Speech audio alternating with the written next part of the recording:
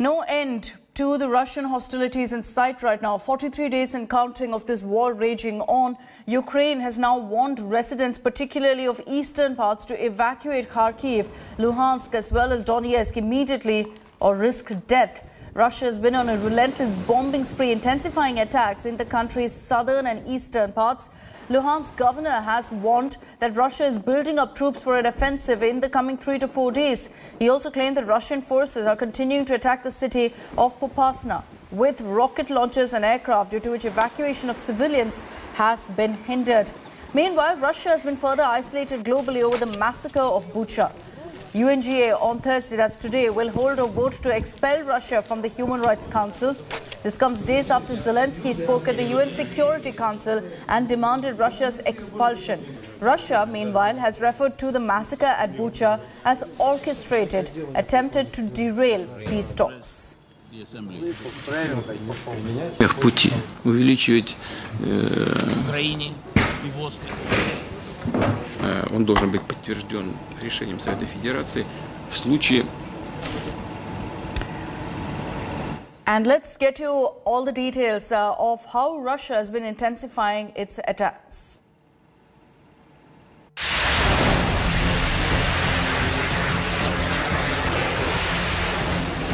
Caliber cruise missiles lift off from a small Russian Navy ship in the Black Sea, aimed at 7 different targets in southern Ukraine.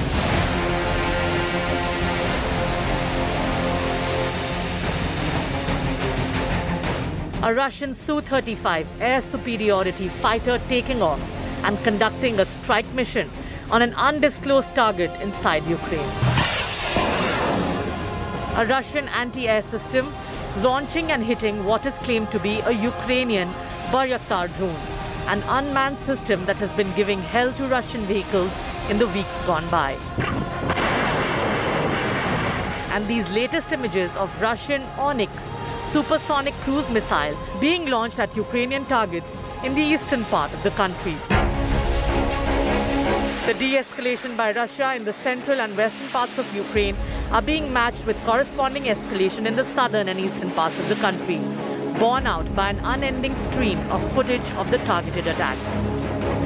The domination of eastern Ukraine will require sustained escalation in this part of the country.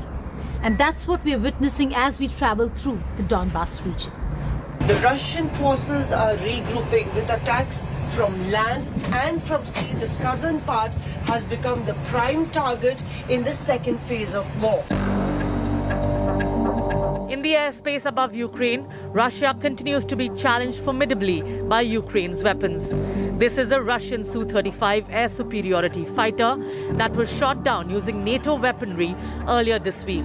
The pilot now in Ukrainian captivity. But could Russia be planning to deploy its stealth fighter, the Su-57, to conduct strike missions in Ukraine?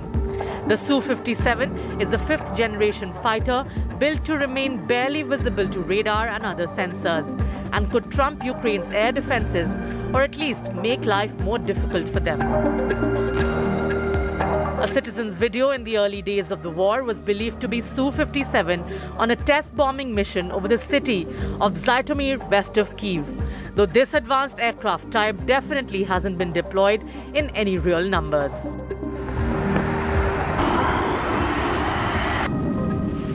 With Putin narrowing his attacks to the southern and eastern parts of Ukraine, the strength of Russia's military could become more concentrated. With thousands of square kilometers of Ukraine already laid to waste, could what come next be Putin's most decisive escalation? With Mausami Singh in southern Ukraine and Geeta Mohan in eastern Ukraine, Bureau Report, India Today. Let's also focus on what's been happening in Bucha. Days after the first lot of civilian bodies were found in the city, Ukrainian forces are continuing to find more. In the 5 days since Ukraine actually reclaimed Bucha, the death of more than 300 civilians has been confirmed. Gaurav Sawant was the first Indian journalist to actually report from Ground Zero, to report from Bucha. He's now returned to the Kyiv suburb. The West is accusing Russia of war crimes in Bucha. Moscow, in turn, has refuted all of this, saying that this entire massacre has been staged by Ukraine. Pope Francis kissed a battered Ukraine flag brought from Bucha to drive home the shock and agony of the world at the mass killings in this little town on the outskirts of Kyiv.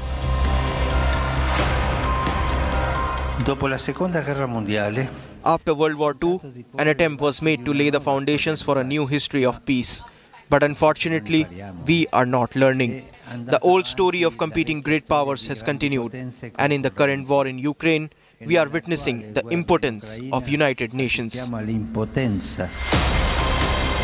Even as Bucha coped with the brutality unleashed on its people, more bodies surfaced as special forces of the Ukrainian army sanitized every lane of the suburban city. There is some activity that is going on there. There is some suspect that seems to have been spotted. That area, there are Ukraine army personnel who are deployed here. We've been asked to stay back as these personnel keep an eye on activities that are going on in Bucha. Remember, Bucha is being sanitized. Every lane of Bucha is currently being sanitized. This is the heart of Bucha, and the special forces are here, and they're clearing.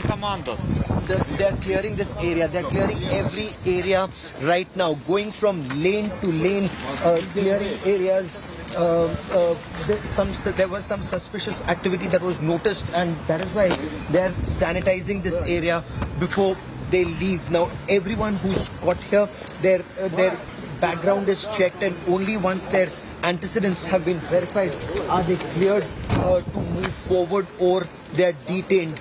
In Bucha, it is still feared that there are some pockets where there could be either some spies, soldiers, or fighters who could still be hiding, and that is why this clearance operation is currently underway.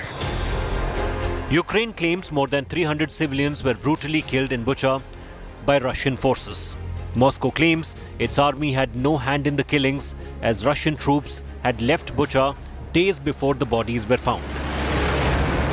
What's extremely significant is President Zelensky of Ukraine has sought international assistance to carry out an independent investigation. Forensic investigators have been sought from several countries to come to Bucha and gather information and intelligence and evidence against Russia for alleged war crimes.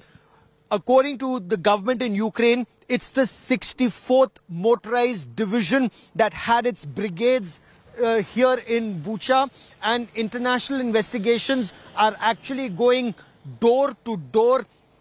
One, gathering information in terms of evidence that people may want to give, also video evidence, and two, when postmortems are carried out, evidence is being gathered of crimes against women, crimes against innocents in terms of their hands being tied behind their backs before they were shot dead. All of that evidence is being gathered, and teams of doctors are also going to help people. For example, this is the ICRC, the International Committee of the Red Cross, that's also going to provide medicines and other assistance that people may require. In Bucha, on day 42 of the Russia-Ukraine conflict, with cameraman Lalit Mohan Joshi, Gaurav Sawant for India Today. Now, the United States, the Justice Department in the country has announced fresh set of sanctions against Russian President Vladimir Putin and his cronies. Russian banks, financial institutions are once again the target. These new set of sanctions are bound to also cripple the Russian economy. Interestingly, this time, the United States has also targeted Putin's daughters.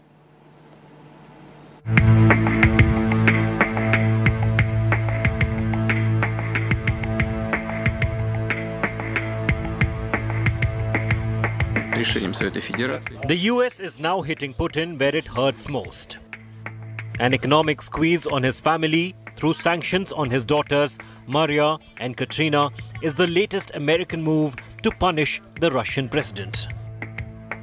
Our message to those who continue to enable the Russian regime through their criminal conduct is this: it does not matter how far you sail your yacht. It does not matter how well you conceal your assets. It does not matter how cleverly you write your malware or hide your online activity. The Justice Department will use every available tool to find you, disrupt your plots, and hold you accountable. Putin's family lives far away from the limelight, maintaining a very low, almost secretive lifestyle. The US believes that a lot of Putin's wealth is hidden among his family members and oligarch friends. As Russia and its aggression continues, we have our eyes on every yacht and jet. We have our eyes on every piece of art and real estate purchased with dirty money, and on every Bitcoin wallet filled with proceeds of theft and other crimes. Together with our partners around the world, our goal is to ensure that sanctioned Russian oligarchs and cybercriminals will not find safe haven. The new set of sanctions by the US also target the wife and daughter of Russian Foreign Minister Sergei Lavrov. Not only the US, UK has announced further sanctions against 8 oligarchs and the Russian banks in which their money is stashed. What's very clear is that the call for sanctions are getting personally close to Putin. Bureau Report, India Today. The Russian invasion of Ukraine has interestingly led to President Zelensky's approval ratings getting tripled, reaching a whopping 90% as compared to 21% actually before the Ukrainian war. Despite facing major challenges in the past to remain in power, Zelensky's image has taken a whole new makeover as the poster child of Ukrainian patriotism and the Ukrainian fight back against Russia.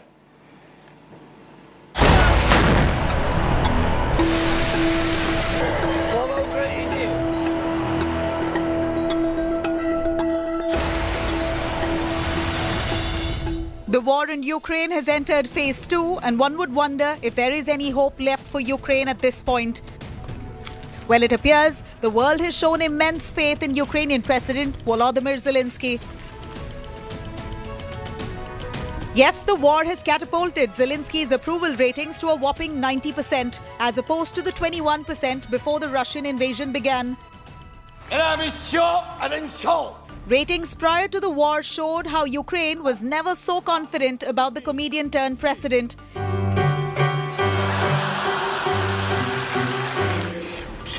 In fact, during his presidential campaign, Zelensky had received a healthy 73% in support, but all that hype evaporated quickly. Ukrainian citizens were looking for change, which is why they voted out incumbent president Petro Poroshenko. Volodymyr Zelensky was fresh and a new alternative to the old elites. His unconventional image worked in his favor, winning him the presidency. But Zelensky's hype nosedived by 2020 and his approval ratings suffered a scathing dip. In 2021, his approval ratings dropped to 24.7%. People's trust in him fell because around the time, Pandora Papers revealed that Zelensky was amongst those world leaders who held offshore companies. This was in direct contrast with his anti-establishment and anti-corruption crusader image.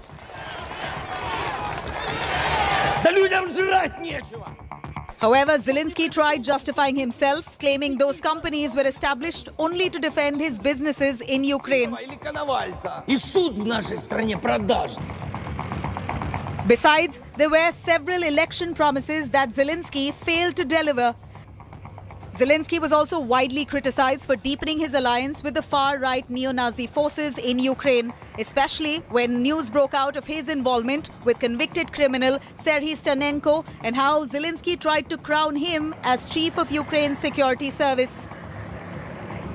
But now that's a tale of the past. Zelensky has got a whole new image makeover. He's now viewed as a glorious, brave and a gallant president of the embattled country. He risked his life staying in Ukraine, survived assassination attempts and has been consolidating support for Ukraine, staying on the front lines day on day. Zelensky now is truly the poster child of Ukrainian patriotism, trying to fend off the Russian invasion. Bureau Report, India Today. Now, India continues to forge its own diplomatic path amid Cold War 2.0. Foreign Minister Jaishankar, speaking in Parliament yesterday, set the record straight as far as India's stand is concerned, declaring that we've chosen to be on the side of peace and that we'll put our own interests as well as the well-being of our own population first. This is a new, fearless India that's rising on the diplomatic front.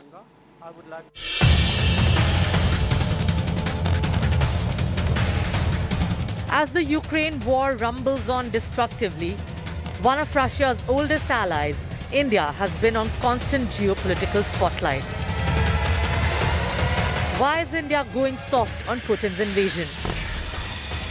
Is India alleviating the impact of Western sanctions on Moscow? Why is India still buying Russian oil and weapons? Has India aligned itself in a deeply polarized world since Putin's tanks rolled into Ukraine? The answers to all these questions came when External Affairs Minister S. Jaishankar put the record straight in Parliament, stating that a fearless India is charting its own course in global diplomacy. If India has chosen a side, it is the side of peace.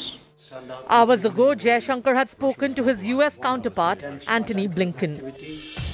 In the backdrop of increasing disquiet in the West over India's indications to buy larger volumes of discounted crude oil from Russia, soon after a dire warning from the White House against buying oil or weapons from Putin, but India's message was unmistakable. We don't believe it's in India's interest to accelerate or increase imports of Russian energy and other commodities. Right now, just to give everybody the full scope of it, India's imports of Russian energy represent only 1% to 2% of their total energy imports. So while he explained both the mechanisms of our sanctions and reiterated that any country or entity should be abiding by those, we also made clear that we'd be happy to be a partner in reducing their reliance or even their small percentage of reliance on that. Like all countries, we too are assessing the implications and deciding what is best for our national interest. Members are aware that in a complex and globalized world, every nation takes into account the reality of interdependence. Therefore, even as they express their position in words and deeds, they also adopt policies that safeguard the well-being of their population. It began with US Deputy National Security Advisor Dalip Singh, who made the seemingly callous, intemperate remark lecturing India on how Russia would not step in if China escalated operations at the border. A remark that has been widely derided, including by India's former ambassador to the UN, who labelled it as coercion.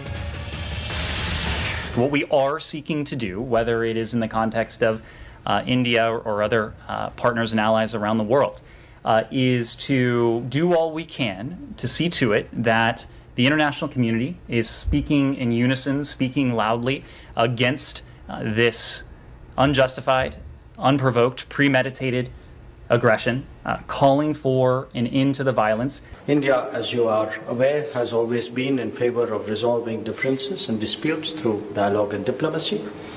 In our meeting today, we will have an opportunity to discuss contemporary issues and concerns in some detail. India repeatedly putting its national interest as sacrosanct, refusing to get drawn into a damaging Cold War of superpowers, turning the proverbial page in global diplomacy. Bureau Report, India Today.